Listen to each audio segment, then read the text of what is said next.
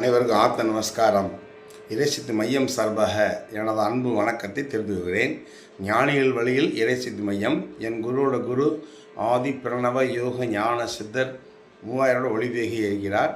அவர் என் மகன் ஞானகுருவுக்கு கலைகளை கற்றுக் கொடுத்து அவரிடம் கற்று குரு சித்தி மையம் இறைசித்தி மையம் என்று வைத்து நடத்தி கொண்டிருக்கிறேன் 2005 முதல். இப்போ எல்லாமே தனஞ்சன் வாயு சமாதிக்குன்னு சொல்லிகிட்டு இருக்காங்க. நிச்சயமாக உறுதியாக ஆண்டவன் சாட்சியாக தனஞ்சன் வாயுடைய வேலை என்ன தெரியுங்களா? மொத்த தசவாய் 10. இந்த தனஞ்சன் வாயுடைய வேலை என்ன தெரியுங்களா? குழந்தை வெளியே வருவதற்கு தள்ளுது ஒன்று, செத்ததுக்கப்புறம் உடம்பை வீங்க வைக்குது. இதுதான் இதோட வேலை. இது முக்தியை கொடுக்காது. முக்தியை கொடுக்கும் என்று மக்களை ஏமாற்றி கற்றுக்கொண்டிருக்கிறார்கள்.